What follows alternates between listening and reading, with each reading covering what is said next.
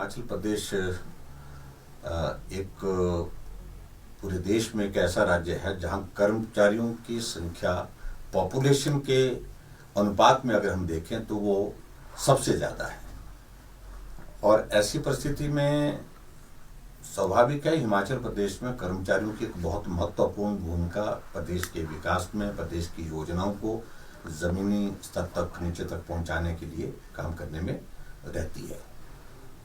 Covid के चलते काफ़ी अरसे से इस बात को लेकर के हमसे बातचीत हो रही थी कि एक तो जेसीसी की मांग थी, कर्मचारी महासंघ के गठन की बात थी। उन सारी बातों को लेकर के हम आगे बढ़ रहे थे, लेकिन कोविड के दौर के कारण थोड़ा विलम्ब जरूर हुआ, लेकिन उसके बावजूद अब हमने सारी वो औपचारिकताएं पूरी की महासंघ के गठन की।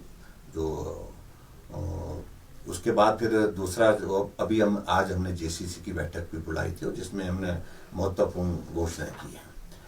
वैसे हिमाचल प्रदेश में हमने कोविड के दौरान भी बहुत सारी जो कर्मचारियों से संबंधित उनकी मांगे थी उनका समाधान हम समय समय पर करते रहे। लेकिन कर्मचारियों को मैं इस बात के लिए धन्यवाद करना चाहूंगा क्योंकि उन्होंने भी कोविड के चलते बहुत ज्यादा दबाव अपनी मांगों के लिए नहीं रखा और सहयोग किया। सारी हालात परिस्थितियों को समझते हुए उन्होंने इसमें सहयोग दिया।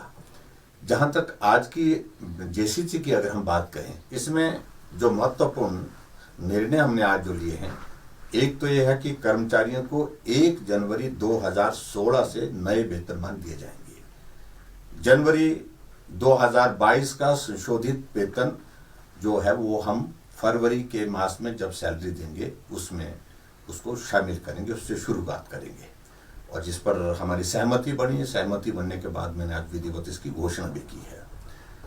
और उसी प्रकार से जो पेंशन, जो पारिवारिक पेंशनरों की जो पेंशन एवं सेवानिवृत्ति के जो लाभ की बात है वो 1 जनवरी 2016 से संशोधित दिए जाएंगे। एक ये भी निर्णय उसमें हुआ है पेंशनर्स के लिए विशेष तौर से, क्योंकि उनकी संख्या भी हिमाचल प्रदेश में बहुत बड़ी है। और उसी तरह से आगे बढ़कर के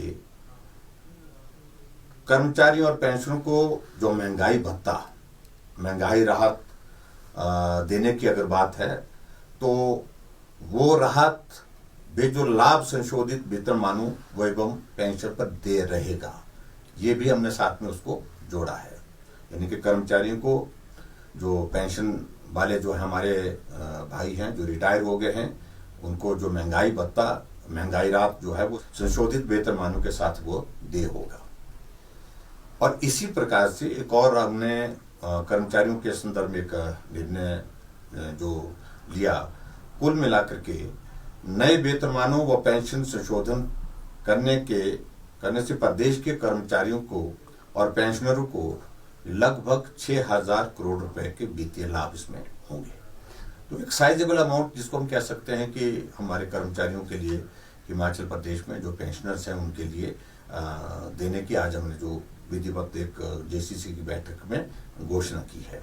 कुल मिलाकर के वित्तीय लाभ अगर आज हम सारे मिला करके देखें तो 7,500 करोड़ रुपए के वित्तीय लाभ कर्मचारियों को और कर्मचारियों के अतिरिक्त जो हमारे जो पेंशन वाले लोग हैं, जो पेंशन धारक है, तो उनको ये मिलने वाला है। कोविड के इस दौर के बावजूद भी कर्मचारियों के लिए इतनी बड़ी राहत देना, इतनी बड़ी मदद करना, तो ये कठिन लग रहा था, मुश्किल लग रहा था, लेकिन उसके बावजूद भी हमको करना है। इसलिए करना है क्योंकि कर्मचारियों का एक बहुत बड़ा कंट्रीब्यूशन रहता है स्टेट के आगे बढ़ाने में।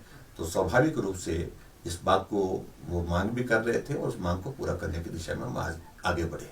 निश्चित रूप से इस बात को लेकर के भी हम कुछ चीज़ों को लेकर के सोच तो रहे हैं कि हम कुछ करें, लेकिन ये हमारे लिए एक तरह की आप बताऊं इस तरह की स्थिति भी रहती है क्योंकि हमारा पे कमीशन और सारी चीज़ें जो कर्मचारियों से संबंधित जितने भी मसले हैं वो पंजाब से संबंधित रहते हैं। तो इसलिए ये करने कुछ एक चीज़ें तो हमारी उस तरह से हमको करनी ही है क्योंकि पंजाब वालों ने अपना पे कमीशन की जो है वो अनाउंसमेंट करने के बाद उसकी इम्प्लीमेंटेशन की दिशा में आगे वो बढ़े हैं और हिमाचल प्रदेश को भी उसको फॉलो करना है। कॉन्ट्रैक्ट वाला एक बहुत बड़ा इशू था जिसमें जो हमारे जितने भी हमारे कर्मचारी लगे हैं उसमें से एक बात आ रही थी कि जो 3 साल से उसको 2 साल तक किया जाए, वो हमने 2 साल तक करने का एक निर्णय लिया। और इसके अतिरिक्त बाकी जो हमारे कर्मचारी हैं, अलग अलग जो उन कर्मचारियों के लिए भी हमने हिमाचल प्रदेश में सबको 1 साल का जो है वो उसको कॉन्ट्रैक्ट पीरियड में छूट दी है। वो सभी कैटेगरीज को, अलग अलग कैटेगरीज है, इनका जिक्र करें तो लंबा समय लगता है उसमें, लेकिन सबको हमने उसमें राहत देने की दृष्टि से एक शुरुआत की है कि कॉन्ट्रैक्ट पीरियड को कम करने की बात। और जो 2 साल करने की मांग काफी अरसे से चल रही थी, और ये हमारी कमिटमेंट, एक ऑनेस्ट कमिटमेंट भी थी हमारी सरकार की ओर से कि उसको हम करेंगे।